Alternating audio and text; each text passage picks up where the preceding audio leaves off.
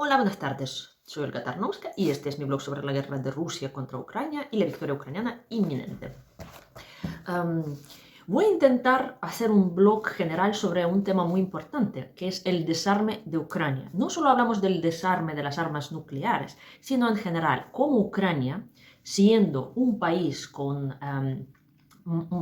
una cantidad de militares de casi 1 millón, pasó a 100.000 antes de la agresión rusa en 2014.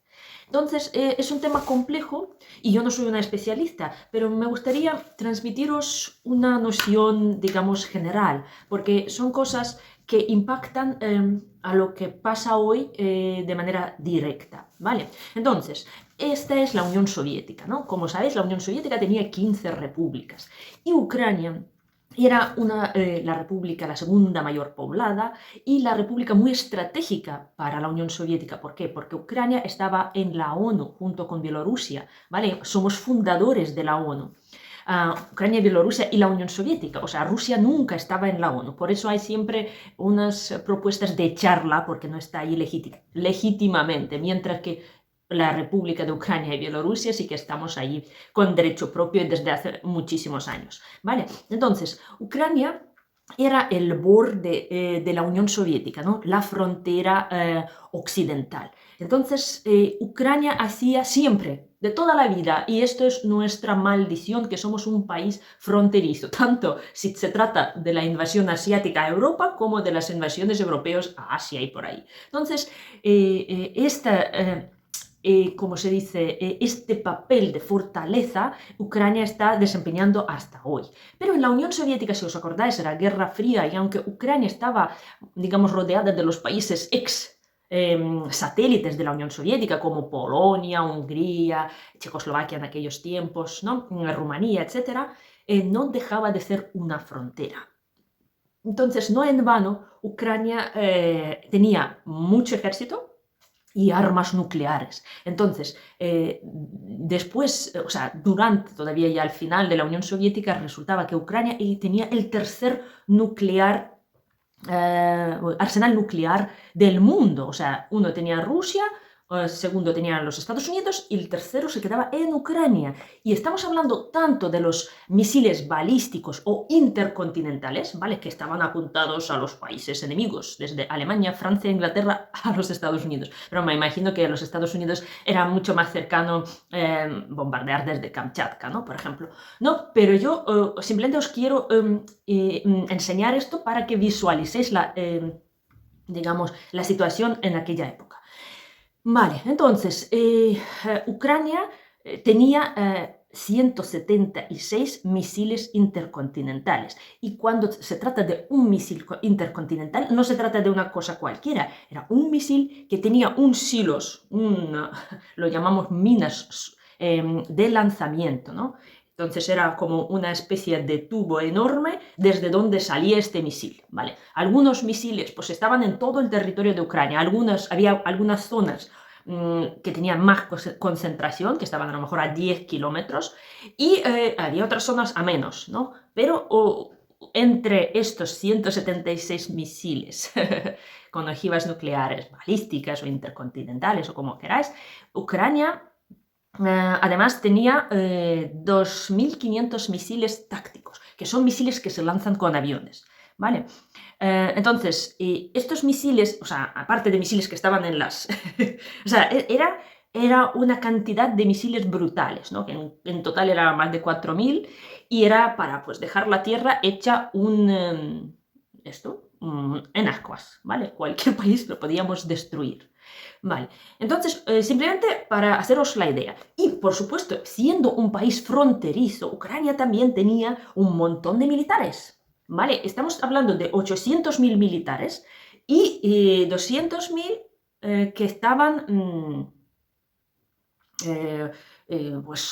cosas burocráticas, ¿no? Temas de la logística. ¿Vale? Casi 1 millón de militares en el territorio de Ucrania al final del año 90, 91. ¿Vale? Cuando Ucrania gana la independencia se trata del año 91. ¿Vale? Y entonces hemos pasado de tener a 800.000 militares, ¿vale? A 100.000, ¿vale? o sea, 8 veces menos en el año 2013, cuando Yanukovych era el presidente. O sea, nuestro ejército pues se quedó en nada. Y toda la destrucción de nuestro ejército a lo largo de estos 20 años de independencia, con la ayuda tanto de los amigos americanos que nos presionaron a entregar nuestras armas nucleares, como con los amigos rusos que no solo nos presionaron, sino se quedaron con estas armas con las que nos bombardean ahora. ¿Vale? Y que incluso nos destruyeron después un montón de cosas. Pues Ucrania, ante la invasión híbrida rusa, se quedó absolutamente impotente. ¿Vale? Por eso yo lucho tanto y con toda mi alma contra ese maldito pacifismo, porque a nosotros nos está costando miles y miles de muertos, de civiles y de militares, que también en su vida anterior, a 22 de eso, 24 de febrero de 22 eran civiles, ¿vale? Entonces, ¿qué pasa? Ucrania, claro, para los Estados Unidos, la disolución de la Unión Soviética era un peligro. Estaban con pánico de que esto se desmonte y todas las armas nucleares se quedan por ahí. No recuerda nada. Exactamente lo mismo. Los Estados Unidos ahora mismo tienen el mismo miedo que tenían en el año 90 a la desmembración de la Unión Soviética, que ahora tienen a la desmembración de Rusia, ¿vale? Y os recuerdo que, por ejemplo, el Bush padre, amenazaba a Ucrania con que, o sea, nos llamaban nazis, no nazis, nacionalistas, y decían que era impensable que Ucrania sea una de las repúblicas que quiere independizarse y estar ahí, o sea, esta manía que tenían antes la tienen ahora, pero digamos, en una escala menor. Y esto es lo que nos impide ganar la guerra, porque los Estados Unidos están demostrando que no quieren que Rusia se desmiembre, ¿vale? Y no hay otra forma de ganar a Rusia, ¿vale? Rusia va a estar ahí años y años. Vale, pues volviendo. Entonces, a Bush no le hicimos mucho caso, ¿vale? Se desintegra la Unión Soviética a pesar de los esfuerzos de Bush de conservarla y de controlar un poquito aquello. Vale, y entonces, ¿qué hacen? Tanto los Estados Unidos como luego la Unión Europea y Rusia, por supuesto, lo que no quieren es que Ucrania se quede con estas armas, con este potencial. ¿Vale? Y nos empiezan a presionar. Tened en cuenta que en los años 90 la Unión Soviética estaba en un estado económico tremendo. No teníamos literalmente nada para comer. O sea, yo abría la nevera y no había nada. Eran años de déficit brutal. ¿Vale? Y ni siquiera teníamos dinero. Teníamos un sistema de tarjetas, o sea, tú tenías tarjetas para comprar pan o para comprar azúcar y los ibas intercambiando cuando tenían esto por productos. Entonces, obviamente, el mantenimiento y el control de todas las armas, especialmente estratégicas, estamos hablando de todas esas lanzadoras, estaba en Moscú. Y también ahí estaba un centro que hacía el mantenimiento y podía hacer la utilización, digamos, de esas armas nucleares, esas ojivas nucleares. Vale, entonces Ucrania, claro, tenéis que tener en cuenta que Ucrania sufrió Chernóbil, ¿vale? Entonces para nosotros lo nuclear, aparte de todo, y era muy reciente, era año 86, todo lo nuclear para nosotros nos daba pánico, ¿no? Porque vimos que una energía nuclear pacífica se transformaba en algo tremendo y destructivo. Entonces, para todos los ucranianos, tener tantas armas nucleares en nuestro territorio y tener, además, yo creo que, no sé si en aquella época ya había 5 centrales nucleares, pero era un montón, o sea, para nuestro territorio era mucho. Claro, la mentalidad era vamos a integrarnos en los países democráticos, vamos a ser pacifistas, vamos a desarmarnos y vamos a quitarnos un poco este peligro encima, ¿vale? No obstante, nuestros líderes estaban intentando, especialmente el primer presidente que era muy, muy listo, que era Kravchuk, intentaba regatear cosas, ¿vale? Intentaba alargar, no firmar y al final él no firmó. Él estaba ahí medio negociando, pero dejó al presidente Kuchma, que es el presidente número 2, firmar el acuerdo de Budapest y el memorándum de Budapest con Rusia. con Yeltsin y con Bill Clinton, que hace poco reconoció que fue un gran error obligar a Ucrania pues, a quedarse sin nada. Y por supuesto, esto es lo que nos llevó a esta guerra. Tener de nuestros garantes de seguridad a los Estados Unidos y a Rusia, que luego nos atacó. Y no tener, claro, nosotros éramos un país súper joven y no gestionábamos todavía muy bien las cosas, ¿sabes? De formar parte de un imperio a empezar a gestionarlo por tu cuenta. Entonces, aunque había voces que decían que Ucrania tenía que guardarse algunas armas, una parte de las armas por nuestra seguridad, por no sé qué, pero la presión era muy fuerte. Nos amenazaban con echarnos fuera de, o sea, que no aceptarnos como país si conservamos armas nucleares, etcétera, etcétera. Y también a cambio de las armas, Ucrania podía conseguir alguna ayuda. Por ejemplo, los americanos financiaron por casi 980 millones de dólares el combustible para nuestras centrales nucleares a cambio de esas ojivas nucleares. ¿Vale? Entonces, aparte de las armas nucleares, claro, teníamos, como yo he dicho, misiles tácticos. Estos sí que fue un error que Ucrania entregase, porque una cosa es mantener armas, esas enormes que estáis viendo esas imágenes, que para desmontarlas era un proceso muy peligroso, tremendo, que se hacía por la noche, en secreto, porque son los silos de lanzamiento. Eran objetos secretos, o sea, se operaban pues de noche, tenían que mantener un montón de seguridad, solo tenían acceso gente autorizada, entonces era un proceso tremendo, ¿vale? Entonces se desmontaban las ojivas, se sacaban los misiles, se les tenían que drenar el combustible, que era líquido y peligroso y súper tóxico. Luego todo esto se tapaba, se transportaba en las carreteras, se entregaba a algunos sitios donde se utilizaban, ¿vale? Y también el combustible por otro lado y las ojivas por el otro lado. Queríamos tener el control incluso sobre esta utilización, pero los americanos y los rusos no nos dieron este permiso, ¿vale? Entonces, como resultado, Ucrania entrega tanto sus armas estratégicas, balísticas, como misiles nucleares, e incluso nos están quitando prácticamente todos los aviones de bombardeo. Los llamamos aviones de aviación estratégica, ¿vale? Los famosos Tu-95 y Tu-160, ¿vale? Son los aviones que estáis viendo este vídeo. Y era una cosa muy triste porque muchos de ellos todavía se podían de alguna forma mantener y utilizar, pero no teníamos recursos. Entonces tuvimos que sacrificar todos estos aviones. Incluso dicen que los pilotos les daba algo cuando veían que los aviones que ellos operaban y volaban se hacen pedazos. Vale, entonces venían los americanos a supervisar algún proceso y entonces realmente Ucrania hizo chatarra de 31 de 44 aviones. Y luego dicen que por lo menos una decena de aviones estos los vendemos a Rusia porque no teníamos gas, ¿vale? Y teníamos deudas de gas y nos costó, y para que nos perdonen esta deuda hemos entregado pues estos aviones que les costaron súper baratos, son 300 millones de dólares, más de 10 aviones.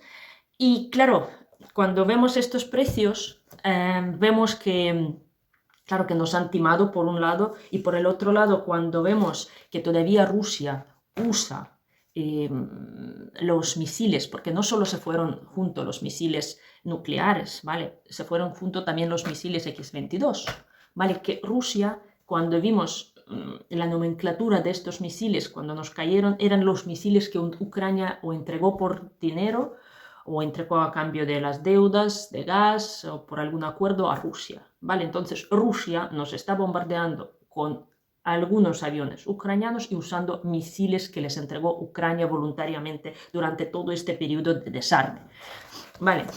Entonces, el 5 de diciembre del 94 firmamos el acuerdo de Budapest y 2 años después, Ucrania oficialmente ya era un país sin armas nucleares. ¡Ole!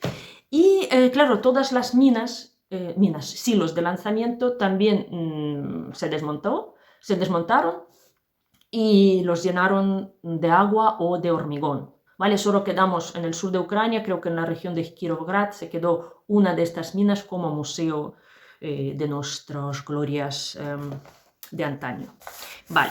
Entonces, más o menos con armas nucleares queda claro, ¿vale? Sí, y también Ucrania,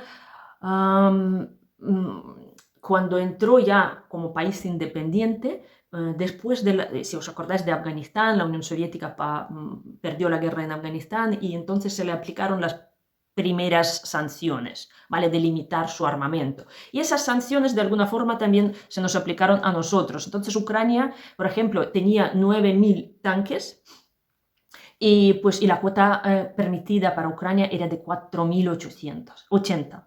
¿Vale? Entonces tuvimos que reducir casi a mitad, más de la mitad, la cantidad de tanques que tenía Ucrania. Y así con todo, minas, misiles, proyectiles, un montón de cosas que pues se exigía una utilización, ¿vale? Para que Ucrania no sea lo suficientemente armada. Y cuando vemos esas cifras, yo no los voy a anunciar aquí, ¿vale? Porque un montón de números ya me lío, pero hemos destruido muchas más armas, digamos, de las que se nos entregó durante esa guerra. O sea, quiero decir, el desarme cuando el otro se arma es un gran error y el pacifismo al lado de Rusia es como mínimo una cosa loca, ¿vale?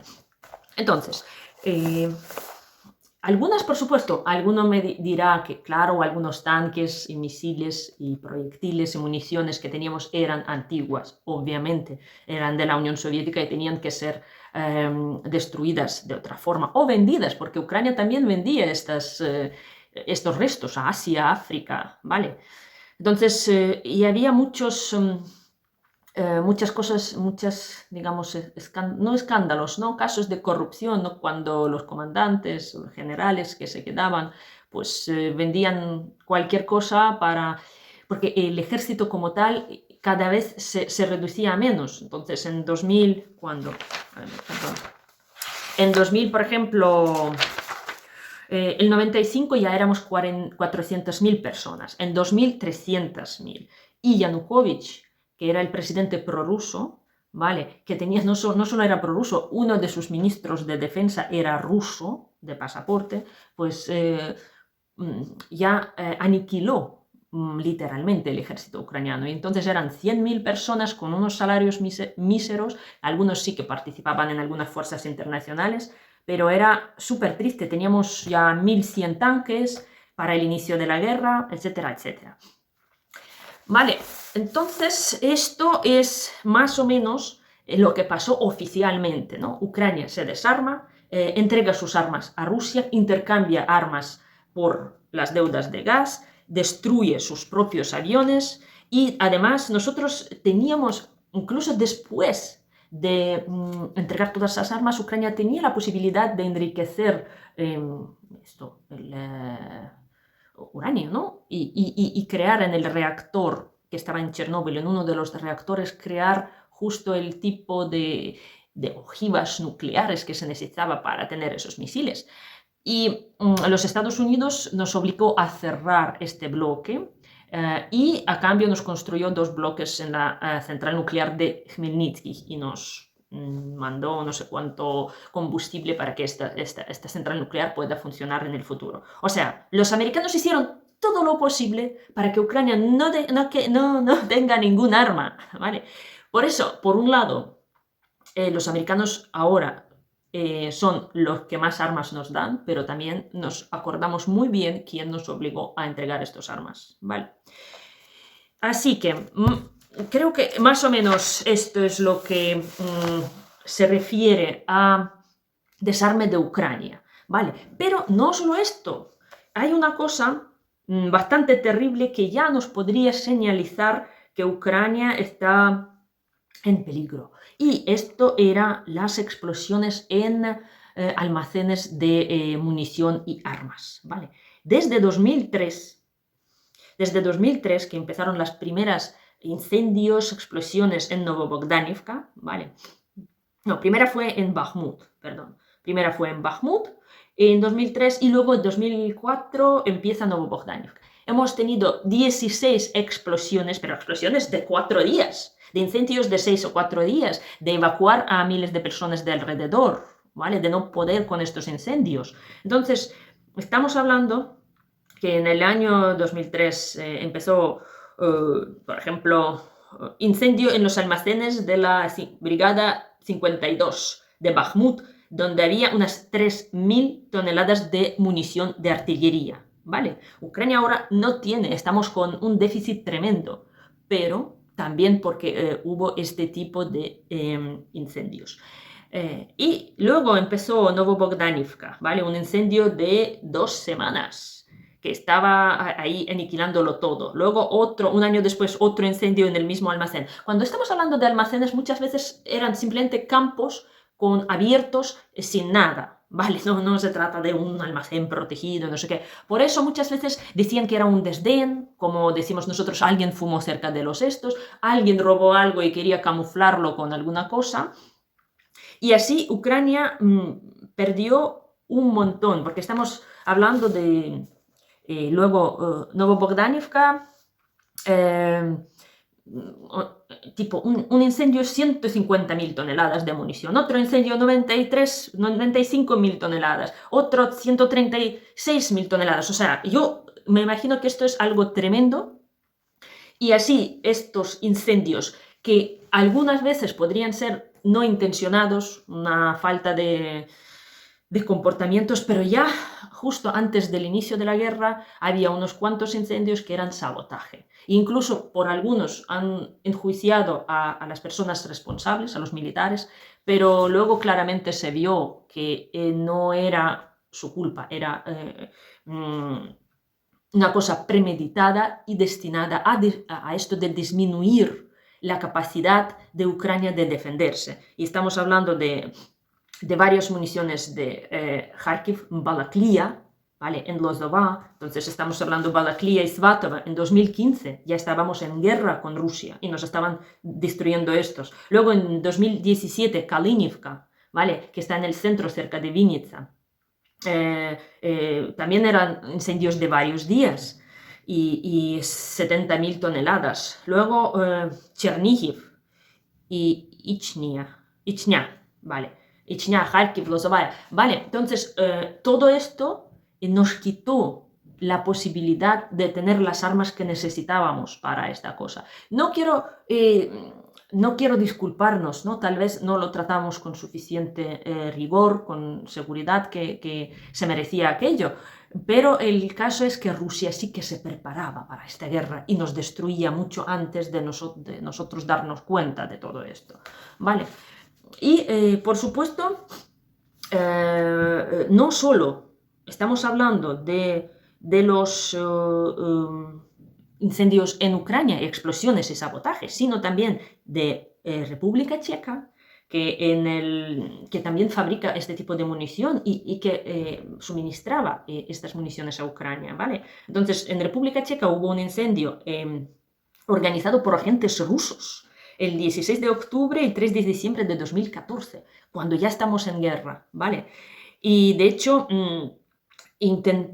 los mismos agentes estaban involucrados en el envenenamiento de la familia Skripal en Salzburg, ¿vale? Y en Bulgaria, ¿vale? Y creo que en Chequia también había, no, en Bulgaria, vale, perdón.